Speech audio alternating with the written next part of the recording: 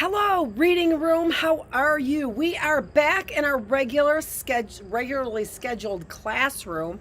Our times have changed, as you know, and also so have our classrooms changed as well. So make sure that you take a look at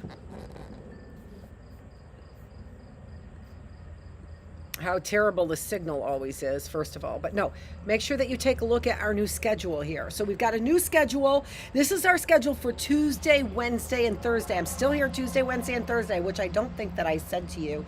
But now we're going to be, this is our schedule. Every Tuesday, Wednesday, Thursday, we've combined the philosophical, spiritual, and critical thinking class into healthy mind, body, spirit classroom. We have an engagement classroom that allows me to do activities with you. And now the reading room. Now the reading room here is day 78. But on day 77, you will not be getting the fall. All right. So I have a playlist. The playlist has the reading room is a reading room playlist for every book that I've read, except for those necessarily 1 day books or whatever. That only took 1 day. So you can go to my playlist and find Reading Room the Fall. There is an introduction, 2 day ones, a day 2, and this is day 3 of the fall. Okay? Let me get us back there. Okay?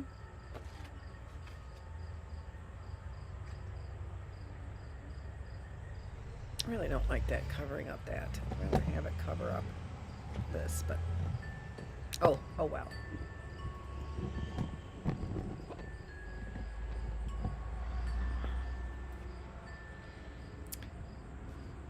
All right, so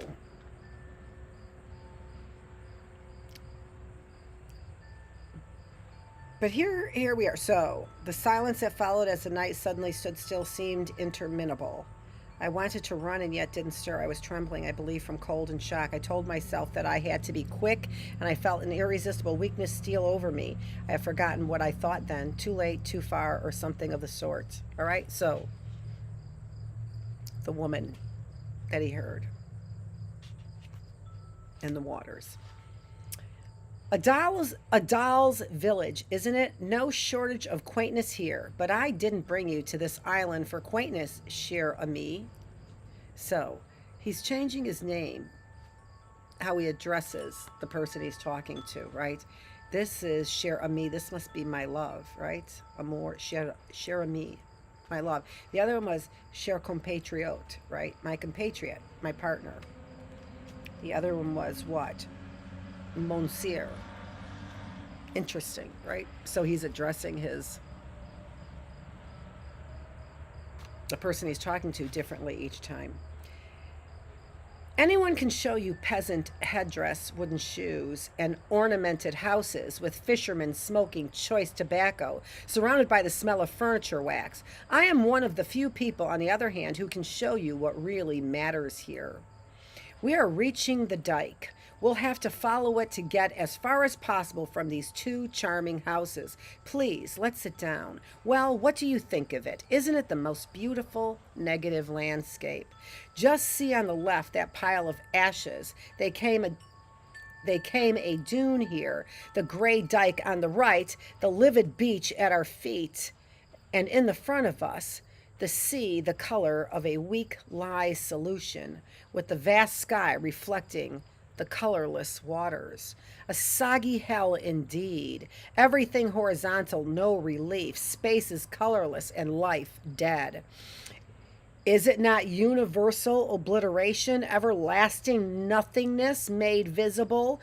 No human beings, above all, no human beings. You and I alone facing the planet, at last deserted. The sky is alive? You are right, cher ami. It thickens, becomes concave, opens up air shafts, and closes cloudy doors. Those are the doves. Haven't you noticed that the sky of Holland is filled with millions of doves, invisible because of their altitude, which flap their wings, rise or fall in unison, filling the heavenly space with dense multitudes of grayish feathers carried hither and thither by the wind? The doves wait up there all year round. They wheel above the earth, look down, and would you like to come down? But there is nothing but the sea and the canals, roofs covered with shop signs, and never a head on which to light. You don't understand what I mean? I'll admit my fatigue. I lose the thread of what I'm saying. I've lost that lucidity to which my friends used to enjoy paying respects. I say my friends, moreover, as a convention. To make up for this, their number has increased. They are the whole human race. And within the human race, you first of all. Whoever is at hand is always the first. How do I know I have no friends? It's very easy. I discovered it the day I thought of killing myself to play a trick on them, to punish them in a way. But punish whom? Some would be surprised and no one would feel punished. I realized I had no friends. Besides, even if I had, I shouldn't be any better off. If I had been able to commit suicide and then see their reaction, why then the game would have been worth the candle. But the earth is dark, cher ami, the coffin thick, and the shroud opaque. The eyes of the soul, to be sure, if there is a soul, and it has eyes. But you see, we're not sure. We can't be sure. Otherwise, there would be a solution. At least one could get oneself taken seriously. Men are never convinced of your reasons, of your sincerity, of your seriousness, of your sufferings, except by your death. So long as you are alive, your case is doubtful. You have a right only to their skepticism. So if there were at least certainty that one could enjoy the show, it would be worth proving to them what they are unwilling to believe, and thus amazing them. But you kill yourself, and what does it matter whether or not they believe you? You are not there to see their amazement and their contrition, fleeting at best. To witness, according to every man's dream, your own funeral. In order to cease being a doubtful case, one has to cease being at all. That's all. Besides, isn't it better thus? We'd suffer too much from their indifference. You'll pay for this, a daughter said to her father, who had prevented her from marrying a too well-groomed suitor, and she killed herself. But the father paid for nothing. He loved fly casting. 3 Sundays later, he went back to the river to forget, as he said. He was right. He forgot. To tell you the truth, the contrary would have been surprising. You think you are dying to punish your wife, and actually, you are freeing her. It's better not to see that. Besides, the fact that you might hear the reasons they gave for your action. As far as I'm concerned, I can hear them now. He killed himself because he couldn't bear ... Ah, cher ami, how poor in invention men are. They always think one commits suicide for a reason, but it's quite possible to commit suicide for 2 reasons. No, that never occurs to them. So what's the good of dying intentionally, of sacrificing yourself to the idea you want people to have of you?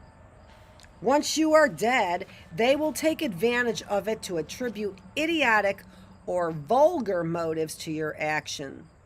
Martyrs, cher ami, must choose between being forgotten, mocked, or made use of. As for being understood, never.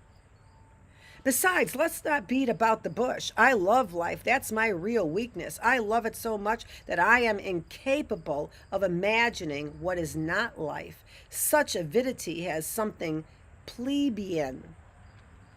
I'm not sure what that word is. Plebeian about it. Plebeian about it. Don't you think? Aristocracy can't imagine itself without a little distance surrounding itself and its life. One dies if necessary. One breaks rather than bending. But I bend because I continue to love myself. For example, after all I have told you, what do you think I developed? An aversion for myself? Come, come. It was especially with others that I was fed up. To be sure, I knew my failings and regretted them, yet I continued to forget them with a rather meritorious obstinacy. The prosecution of others, on the contrary, went on constantly in my heart. Of course, does that shock you? Maybe you think it's not logical, but the question is not to remain logical. The question is to slip through, and above all, yes, above all, the question is to elude judgment. I'm not saying to avoid punishment, for punishment without judgment is bearable. It has a name besides that guarantees our innocence. It is called misfortune. No, on the contrary, it's a matter of dodging judgment, of avoiding being forever judged without ever having a sentence pronounced. I can't make up for my judgment. I have to go check the water on the candles. Hold on one sec.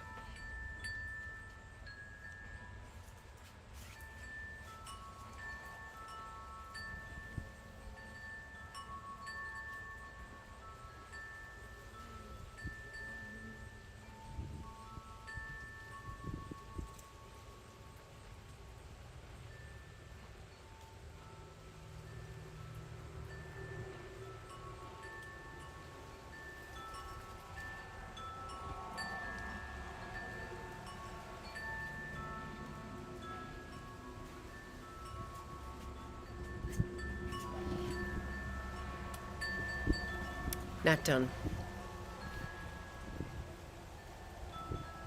I'm going to repeat that. I'm not saying to avoid punishment, for punishment without judgment is bearable. It has a name besides that guarantees our innocence. It is called misfortune. Punishment without judgment. No, on the contrary, it's a matter of dodging judgment, of avoiding being forever judged without ever having a sentence pronounced. If I have a sentence pronounced, my judgment is void now, right? If I paid the penalty, the judgment should be void. But one can't dodge it so easily. Today, we are always ready to judge as we are to fornicate, with this difference that there are no inadequacies to fear. If you doubt this, just listen to the table conversation during August in those summer hotels where our charitable fellow citizens take the boredom cure. If you still hesitate to conclude, read the writings of our great men of the moment, or else observe your own family, and you will be edified. Mon cher ami, let's not give them any pretext, no matter how small, for judging us. Otherwise, we'll be left in shreds. Mon cher ami, let's not give them any pretext, no matter how small, for judging us. Otherwise, will be left in shreds. We are forced to take the same precautions as the animal tamer if, before going into the cage, he has the misfortune to cut himself while shaving. What a feast for the wild animals. I realized this is all at once the moment I had the suspicion that maybe I wasn't so admirable. From then on, I became distrustful. Since I was bleeding slightly, there was no escape for me. They would devour me. Since I was bleeding slightly, there was no escape for me. They would devour me. My relations with my contemporaries were apparently the same and yet subtly out of tune. My friends hadn't changed. On occasion, they still extolled the harmony and security they found in my company, but I was aware only of the dissonances and disorder that filled me. I felt vulnerable and open to public accusation. In my eyes, my fellows ceased to be the respectful public to which I was accustomed. The circle of which I was the center broke, and they lined up in a row as on the judge's bench. In short, the moment I grasped that there was something to judge in me, I realized there was in them an irresistible vocation for judgment. This is the pride of man right here. That's the pride of man. Don't you judge me, because if I begin to let you judge me, you will smell the blood a mile away and you will devour me. I give you no reason to judge me.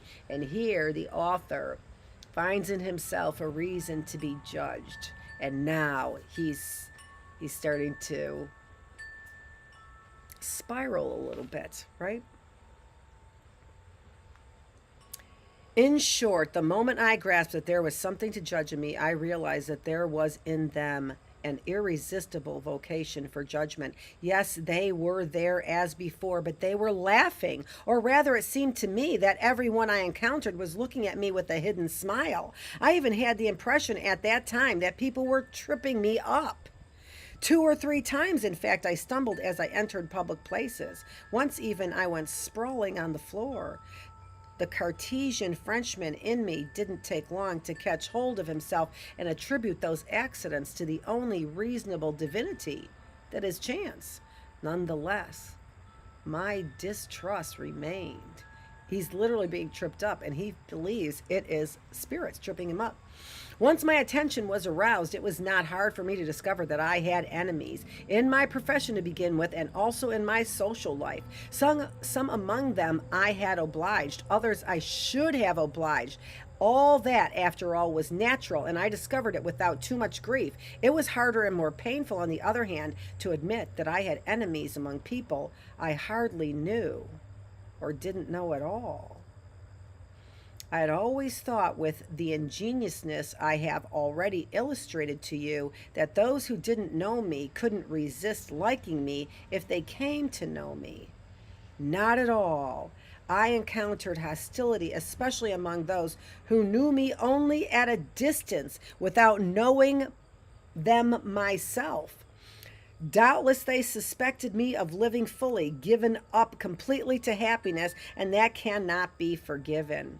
The look of success, when it is worn in a certain way, would infuriate a jackass. Then again, my life was full to bursting, and for lack of time, I used to refuse many advances. Then I would forget my refusals for the same reason. But those advances had been made me by people whose lives were not full, and who, for that very reason, would remember my refusals. Who is he attracting? People's lives who aren't full, and therefore would remember his refusals. Thus it is that, in the end, to take but one example, women cost me dear.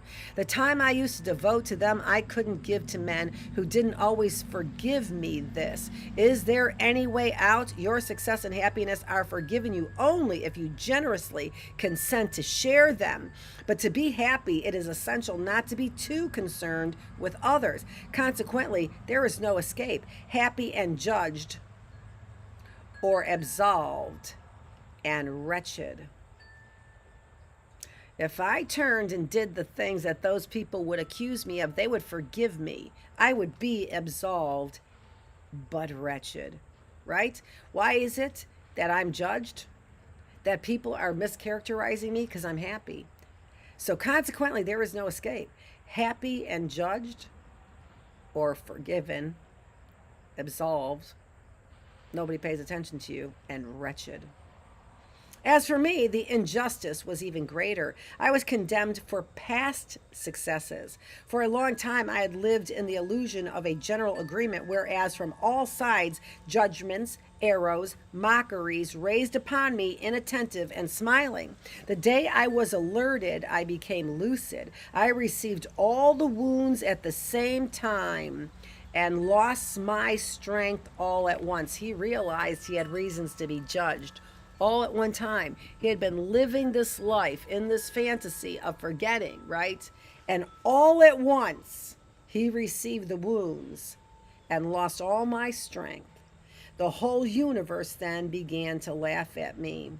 That is what no man except those who are not really alive, in other words, wise men, can endure. No man can endure the universe laughing at them except for wise men. And I have to say it again. I'm sorry. I know the universe is laughing at me, and I know that I can withstand it because I have.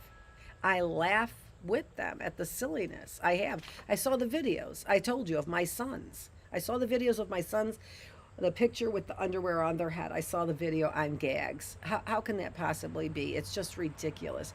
I saw positions I was in the day before on gags videos. The whole universe then began to laugh at me. That is what no man, except those who are not really alive, in other words, wise men, can endure. I endure it. I'm sorry. I endure it. You want to know how to be a wise person? Watch how I endure the universe laughing at me. I'm sorry. It is the fact. Spitefulness is the only possible ostentation. People hasten to judge in order not to be judged themselves. People hasten. They quicken to judge. This is what we're doing right now, isn't it? Judge before I get judged. I'll judge you faster than you can even bat an eye, and you won't even know where to turn in order to judge me. I'll judge you so fast. People hasten to judge in order not to be judged themselves. What do you expect?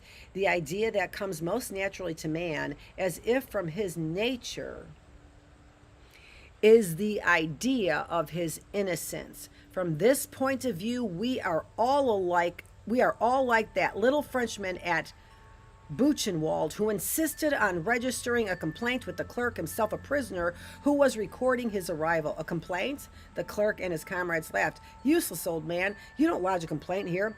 But you see, sir, said the little Frenchman, my case is exceptional. I am innocent. We are all exceptional cases. We all want to appeal against something. Each of us insists on being innocent at all costs, even if he has to accuse the whole human race and heaven itself. You won't delight a man by complimenting him on the efforts by which he has become intelligent or generous. On the other hand, he will beam if you admire his natural generosity. Inversely, if you tell a criminal that his crime is not due to his nature or his character, but to unfortunate circumstances, he will be extravagantly grateful to you. During the counsel's speech, this is the moment he will choose to weep. Yet there is no credit in being honest or intelligent by birth. Just as one is surely no more responsible for being a criminal by nature than for being a criminal by circumstance. But those rascals want grace that is irresponsibility, and they shamelessly allege the justifications of nature or the excuse of circumstances, even if they are contradictory. The essential thing is that they should be innocent, that their virtues by grace of birth should not be questioned, and that their misdeeds born of a momentary misfortune should never be more than provisional. Every one of us believe that. Every one of us believe in our innocence. You take any crime, the biggest crime you think you've committed, whatever it is, by law or whatever, the biggest crime you've committed in your heart, and you tell me you weren't innocent. The biggest crime. Tell me you weren't innocent.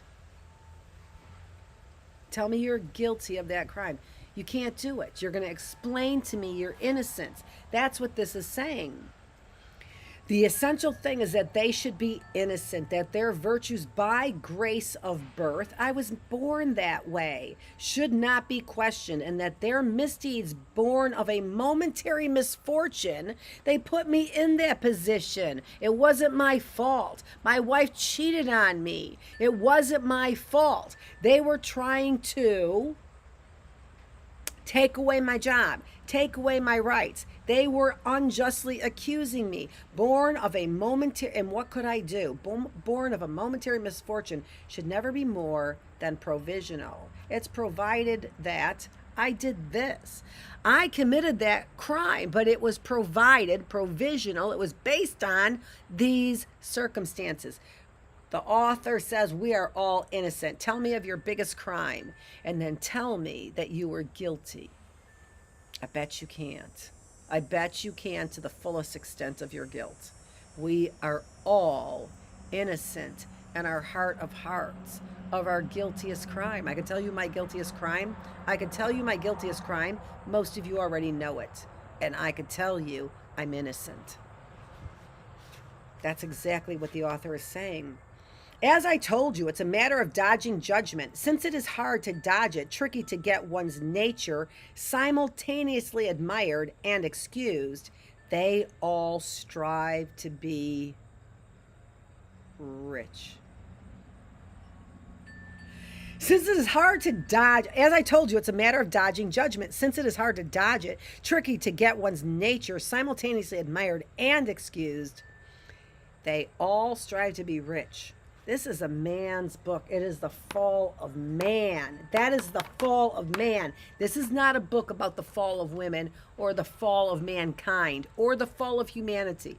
This is a book about the fall of man, as in the gender, the male gender.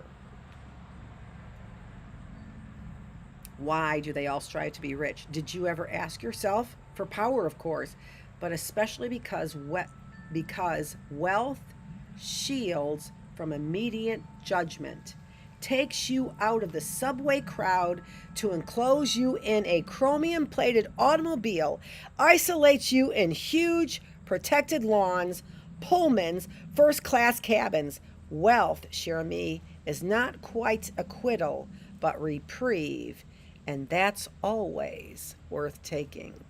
So they don't strive to not be judged, they strive to be rich. Because judgment is unavoidable. Above all, don't believe your friends when they ask you to be sincere with them. They merely hope you will encourage them in the good opinion they have of themselves by providing them with the additional assurance they will find in your promise of sincerity. How could sincerity be a condition of friendship? A liking for truth at any cost is a passion that spares nothing and that nothing resists. It's a vice at times, a comfort, or a selfishness. Therefore, if you are in the situation, don't hesitate. Promise to tell the truth and then lie as best you can. You will satisfy your hidden desire and doubly prove your affection. This is so true that we rarely confide in those who are better than we are. Rather, we are more inclined to flee their society. Most often, on the other hand, we confess to those who are like us and who share our weaknesses. Hence, we don't want to improve ourselves or be bettered, for we should first have to be judged in default. We don't want to improve ourselves or be better because we would have to first be judged in default. We merely wish to be pitied and encouraged in the course we have chosen. In short, we should like at the same time to cease being guilty and yet not to make the effort of cleansing ourselves. Not enough cynicism and not enough virtue. It's an amazing paragraph. We lack the energy of evil as well as the energy of good. That's it. So we don't have enough cynicism to say we're guilty. We don't have enough virtue to cleanse ourselves. We lack the energy of evil as well as the energy of good. Do you know Dante? Really? The devil, you say? Then you know that Dante accepts the ideas of neutral angels in the quarrel between God and Satan. These are lukewarm individuals. Look what Scripture says about individuals who are lukewarm. And he puts them in limbo, a sort of vestibule of his hell. We are in the vestibule, cher ami. Stop that noisy car of yours. Noise pollution. For some crappy vehicle, for some weirdo trumpeter over there. Patience, you are probably right. It would take patience to wait for the last judgment. But that's it. We're in a hurry, so much in a hurry indeed that I was obliged to make myself a judge penitent. Judgment is coming early because we weren't patient enough for the last judgment. However, I first had to make shift with my discoveries and put myself right with my contemporaries' laughter. From the evening when I was called, for I was really called, I had to answer, or at least seek an answer. So this person was really called, he feels, to be judge penitent. For the evening when I was called, for I was really called, I had to answer, or at least seek an answer. It wasn't easy. For some time I floundered. To begin with, that perpetual laugh, and the laughters had to teach me to see clearly within me and to discover at last that I was not simple. Don't smile. That truth is not so basic as it seems. What we call basic truths are simply the ones we discover after all the others. Okay, so there's that jackass who's over there next door. Why he has to rev up that motor right now is because he is clearly a jackass. I have to go check the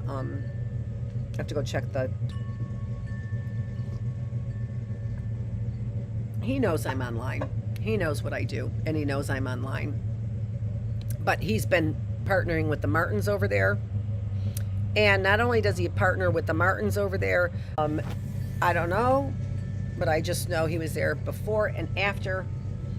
And also the other thing I want to tell you about that is that I remember getting stuck with a needle. I got stuck with a needle. So, okay, I don't have a signal right now, and I have to go check on my candles. So let's see what happens with the signal here, and then I'll get back to the story in just a minute, right? Which really doesn't sound at all like a story now, does it? No, it does not.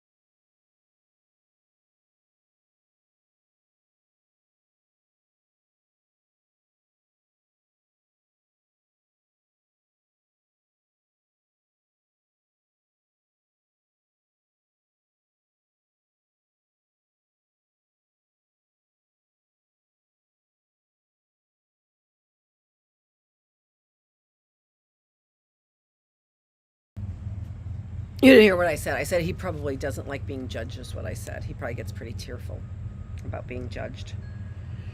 Doesn't know how. So he's like, okay, so Dante, right, accepts the ideas of neutral angels. Look at what scripture has to say about individuals that God considers to be lukewarm, right? Neither hot about, he prefers somebody cold about him than somebody who's lukewarm. So be hot or cold, but don't be lukewarm.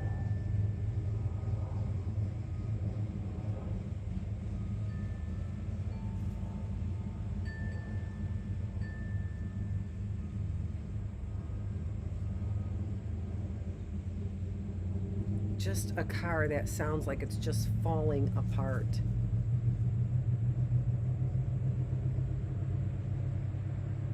The ideas of neutral angels in the quarrel between God and Satan, and he puts them in limbo, a sort of vestibule of his hell, We are in the vestibule, cher ami.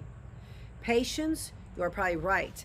It would take patience to wait for the last judgment. But that's it. We're in a hurry, so much in a hurry indeed that I was obliged to make myself a judge penitent. However, I first had to make shift with my discoveries and put myself right with the contemporaries' laughter.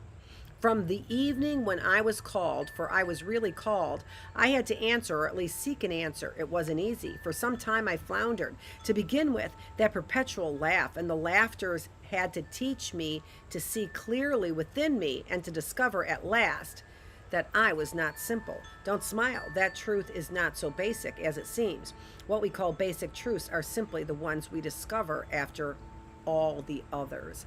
I'm sorry I reread that, but so Stuart used to tell me he was complex, and I was like, "Yeah, you're pretty simple," and he was pretty simple. So this is interesting to me.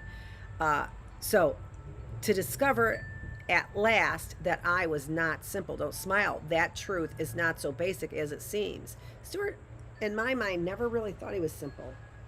I mean, I get the explanation here is simple, but his grand schemery about it never made him think he was simple, right? What we call basic truths are simply the ones we discover after all the others. I thought that was interesting. However that may be, after prolonged research on myself, I brought out the fundamental duplicity of the human being. Then I realized, as a result of delving in my memory, that modesty helped me to shine, humility to conquer, and virtue to oppress. So self-righteousness, right? My virtue I used to oppress. I used humility to conquer others, and I use modesty to help me shine. I used to wage war by peaceful means and eventually used to achieve, through disinterested means, everything I desired. For instance, I never complained that my birthday was overlooked. People were even surprised with a touch of admiration by my discretion on this subject.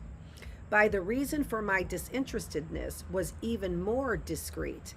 I longed to be forgotten in order to be able to complain to myself. That was Stu. When I first met him, he wouldn't tell me his birthday. I mean, that was Stu. That was Stu. And then he would absolutely complain to himself about how he was so much more. All of the things that he says in this book. I longed to be forgotten in order to be able to complain to myself. Several days before the famous date, which I knew very well, I was on alert, his birthday, right? I was on alert, eager to let nothing slip that might arouse the attention and memory of those on whose laps I was counting. Didn't I once go so far as to contemplate falsifying a friend's calendar? Once my solitude was thoroughly proved, I could surrender to the charms of a virile self-pity. Thus, the surface of all my virtues had a less imposing reverse side. It is true that in another sense, my shortcomings turned to my advantage. For example, the obligation I felt to conceal the vicious part of my life gave me a cold look that was confused with the look of virtue. My indifference made me loved. My selfishness wound up in my generosities. I stopped there, for too great asymmetry would upset my argument. After all, I presented his argument that he's complex. But after all, I presented a harsh exterior and yet could never resist the offer of a glass or of a woman. I was considered active, energetic, and my kingdom was the bed. I used to advertise my loyalty, and I don't believe there is a single person I loved that I didn't eventually betray. Of course, my betrayals didn't stand in the way of my fidelity. I used to knock off a considerable pile of work through successive periods of idleness, and I had never ceased aiding my neighbor, thanks to my enjoyment in doing so. But however much I repeated such facts to myself, they gave me but superficial consolations. Certain mornings I would get up the case against myself most thoroughly, coming to the conclusion that I excelled above all in scorn. The very people I helped most often were the most scorned. Courteously, with a solidarity charged with emotion, I used to spit daily in the face of all the blind. Tell me frankly, is there any excuse for that? There is but one, but so wretched that I cannot dream of advancing it. Tell me how many of you men have done that and think that's funny. Spit in the face of the blind. How about if you did it on a daily basis? What would you think of that man? Men out there, tell me, what would you think of? Oh, shoot. I thought I was off. I thought I was off. Sorry about that.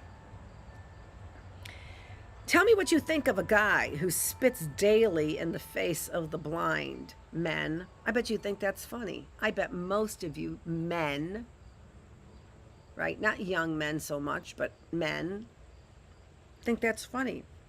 Tell me frankly, is there an excuse for that? There is but one, but so wretched that I cannot dream of advancing it. In any case, here it is. I have never been really able to believe that human affairs were serious matters.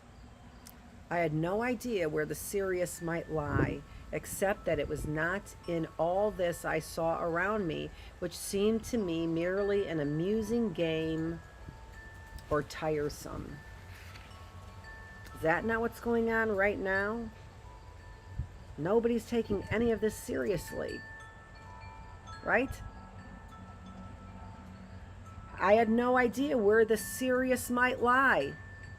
Nobody's taking any of this seriously. I had no idea where the serious might lie, except that it was not at all in this I saw around me, which seemed to me merely an amusing game or tiresome.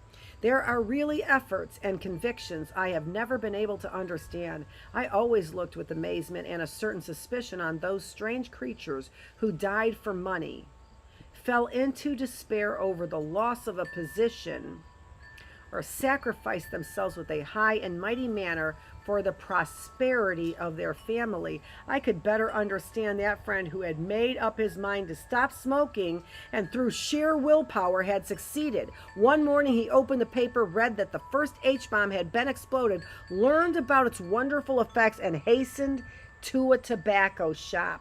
Do you understand what he's saying? Who he doesn't understand are those people who died for money, fell into despair over the loss of their position, or sacrificed themselves for the prosperity of their family.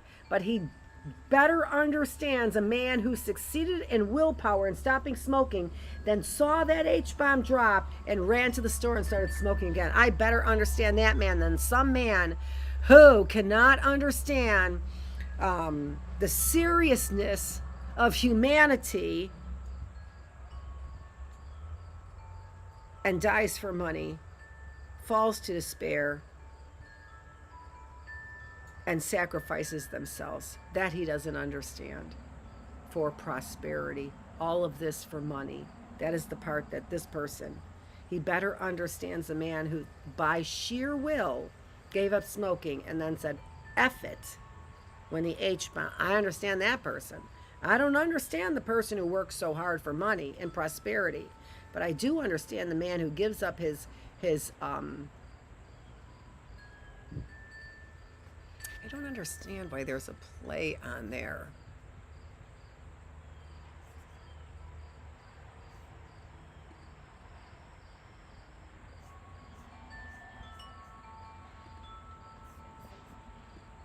Okay, I'm just doing something for a sec. There was a weird thing on my YouTube, and I think it had to do with I hit a button accidentally.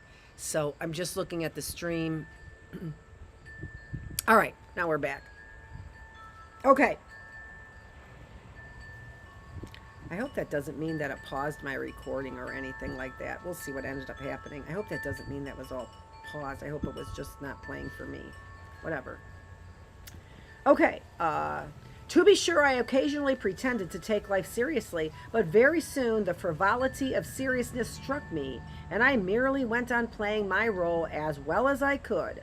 I played at being efficient, intelligent, virtuous, civic minded, shocked, indulgent, fellow spirited, edifying. In short, there's no need of going on. You have already grasped that I was like my Dutchmen, who are here without being here. Lucy! No! I gotta get her.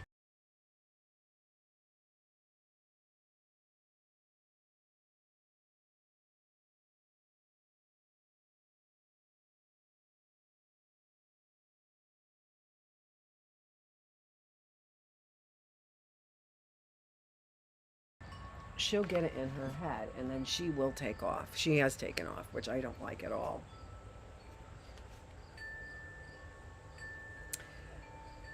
So he's like his Dutchman friend.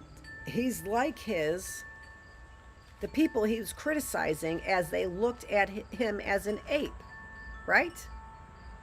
And he's just like them. He looks at everybody else like they're just worthy or unworthy apes. That's what he's saying, right? In short, there's no need of going on. You have already grasped that I was like my Dutchmen, who are here without being here.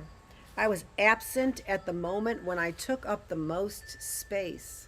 I have never been really sincere and enthusiastic, except when I used to indulge in sports, and in the army when I used to act in plays we put on for our own amusement. In both cases, there was a rule of the game which was not serious, but which we enjoyed taking as if it were. Even now, the Sunday matches in an overflowing stadium and the theater which I loved with the greatest passion are the only places in the world where I feel innocent. But who would consider such an attitude legitimate in the face of love, death, and the wages of the poor? Yet what can be done about it? I can imagine the love of Isolde, I don't know, Isolde, only in novels or on the stage. At times people on their deathbed seem to me convinced of their roles. The lines spoken by more clients always struck me as fitting the same pattern. I find that too, that people, even on their deathbed, are sticking to their roles, whatever they are, right? People are sticking to their roles of being a chiropractor when you're not. You're sticking to your roles of somebody who is being audited and then threatening you and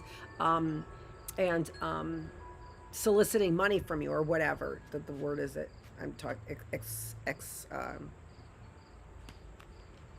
that word. Money from you.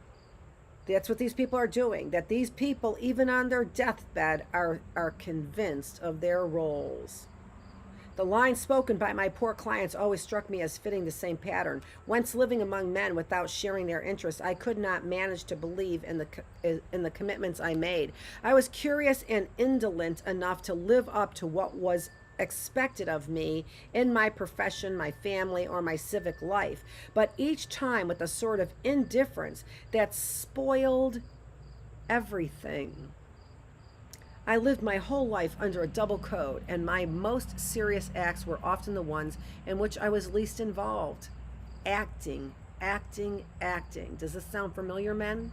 Wasn't that after all the reason that, added to my blunders, I could not forgive myself, that made me revolt most violently against the judgment I felt forming in me and around me, and it forced me to seek an escape? For some time my life continued outwardly as if nothing had changed. I was on rails and speeding ahead, as if purposefully people's praises increased. And that's just where the trouble came from. You remember the remarks, "Woe to you when all men speak well of you." Ah, the one who said that spoke words of wisdom. Woe to me. Consequently, the engine began to have whims, inexplicable breakdowns. Then it was that the thought of death burst into my life daily. I would measure the years separating me from my end. I would look for examples of men of my age who were already dead, and I was tormented by the thought that I might not have time to accomplish my task. What task? I had no idea. Frankly, what was what I was doing worth continuing, but that was not quite it. A ridiculous fear pursued me, in fact, one that could not die without having confessed all one's lies, not to God or to one of his representatives. I was above that, as you well imagine. No, it was a matter of confessing to men, to a friend, to a beloved woman, for example. Otherwise, were there but one lie hidden in a life, death made it definitive. No one ever again would know the truth on this point, since the only one to know it was precisely the dead man sleeping on a secret. My husband said those exact words to me. That absolute murder of a truth used to make me dizzy. Today, let me interject, it would cause me instead subtle joys. The idea, for instance, that I am the only one to know what everyone is looking for, and that I have at home an object which kept the police of 3 countries on the run, is a sheer delight. But let's not go into that. At the time, I had not yet found the recipe, and I was fretting. I pulled myself together, of course. What did one man's lie matter in the history of generations? And what pretension to want to drag out into the full light of truth a paltry fraud lost in the sea of ages like a grain of sand in the ocean? I also told myself that the body's death, to judge from those I had seen, was in itself sufficient punishment that absolved all. Salvation was won, that is, the right to disappear definitively in the sweat of the death agony. Nonetheless, the discomfort grew. Death was faithful at my bedside. I used to get up with it every morning, and compliments became more and more unbearable to me. It seemed to me that the falsehood increased with them so inordinately that never again could I put myself right. A day came when I could bear it no longer. My first reaction was excessive. Since I was a liar, I would reveal this and hurl my duplicity in the face of all those imbeciles even before they discovered it. Provoked to truth, I would accept the challenge. In order to forestall the laughter, I dreamed of hurling myself into the general derision. That's what he did. That's what Stuart did. He hurled the truth at me of who he was. And I remember laying in bed in tears thinking, dear God, who did I marry?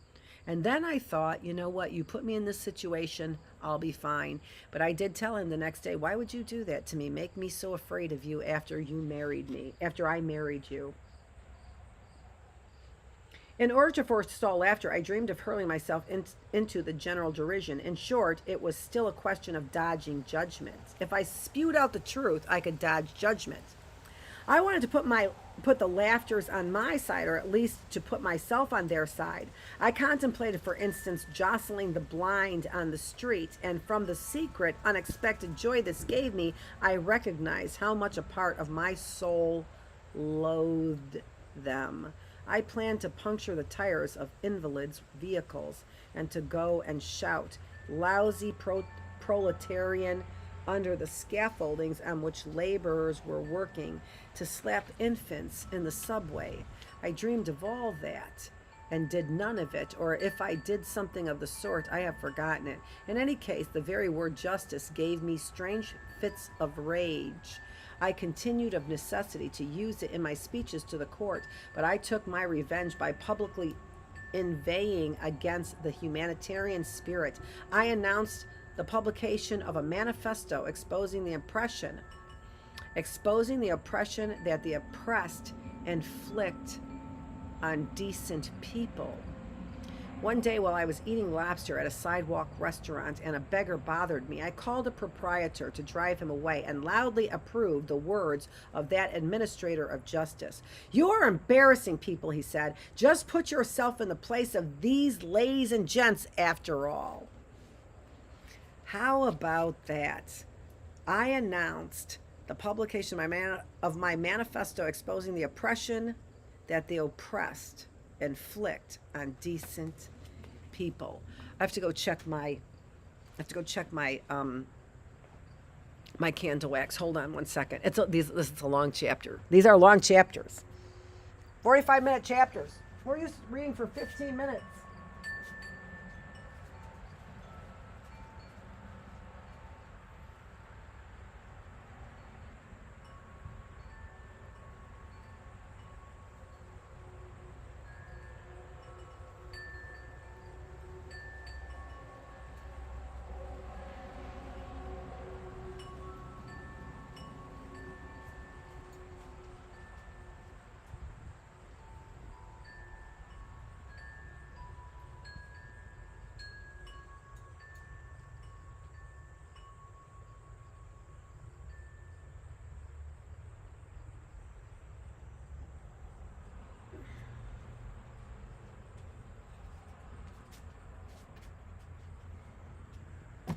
Two of them are melted, but three of them are not.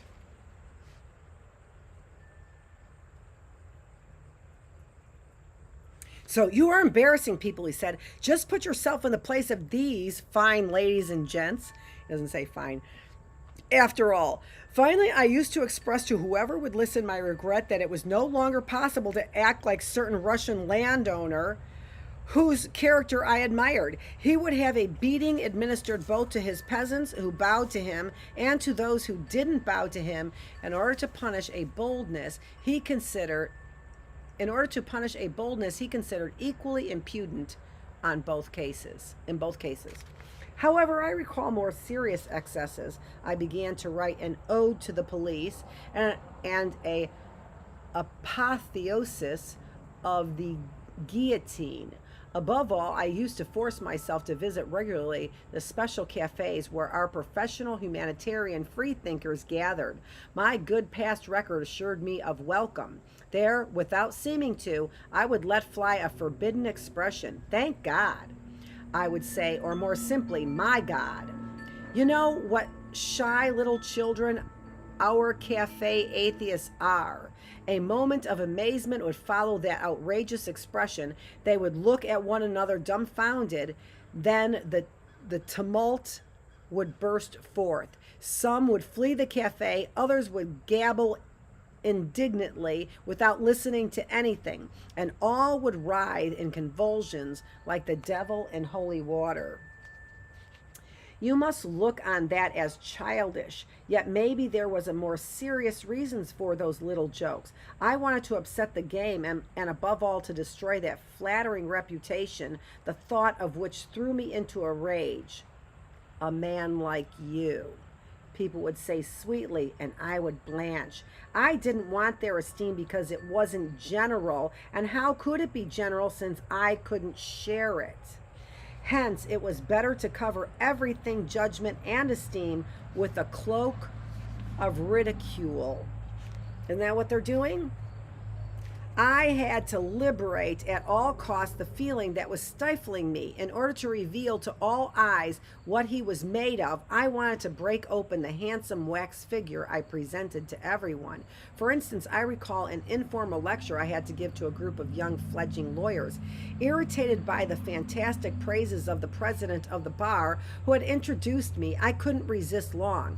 I'd begun with the enthusiasm and emotion expected of me, which I had no trouble summoning up on order, but suddenly began to advise alliance as a system of defense. Not, I said, that alliance perfected by modern inquisitions which judge simultaneously a thief and an honest man in order to crush the second under the crimes of the first. On the contrary, I meant to defend the thief by exposing the crimes of the honest man, the lawyer, in this instance. I explained myself very clearly on this point. Let us suppose that I have accepted the defense of some touching citizen, a murderer through jealousy.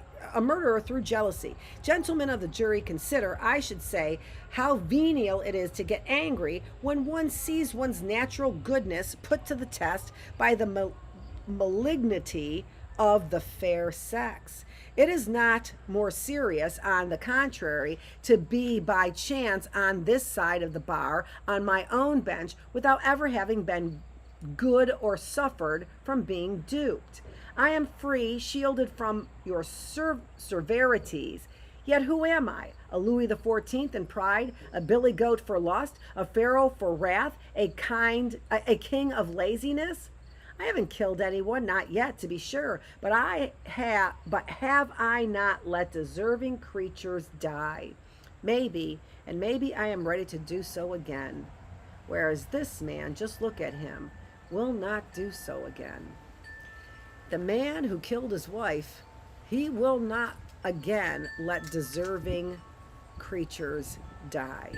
He is still quite amazed to have accomplished what he has. This speech rather upset my young colleagues. After a moment, they made up their minds to laugh at it. They became completely reassured when I got to my conclusion, which I invoked the human individual and his supposed rights. That day, habit won out. He went back to his old arguments. By repeating these pleasant indiscretions, I merely succeeded in disconcerting opinion somewhat, not in disarming it, or above all, in disarming myself. The amazement I generally encountered in my listeners, their rather reticent embarrassment, someone like what you are showing, no, don't protest, did not calm me at all. You see, it is not enough to accuse yourself in order to clear yourself otherwise. Otherwise, I'd be as innocent as a lamb. One must accuse oneself in a certain way, which it took me considerable time to perfect. I did not discover it until I fell into the most utterly forlorn state.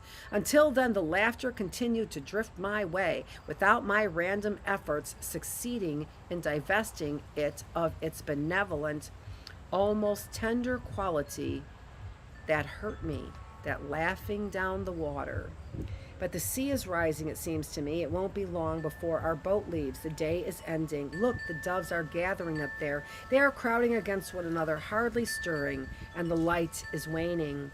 Don't you think we should be silent to enjoy this rather sinister moment? No, I interest you? You are very polite. Moreover, I now run the risk of really interesting you. Before explaining myself on the subject of judges penitent, I must talk to you of debauchery and of the little ease. All right, look at that, long chapters. We are about 3/4 of the way through our book on The Fall by Albert Camus. This really is a book for men. It is about the fall of man. This is Dr. Annette Feravich with Healthy Mind, Body, Spirit. I'm the teacher. You are here in the classroom. This is the reading room. Thanks for joining me. We are back on track here Tuesday, Wednesday, and Thursday. I'm going to go in there and I'm going to go finish up our candles. So I will be back live in just a minute to finish up our candles. Then I'll edit that and get our first engagement, classroom engagement, up and published. Thanks for joining me.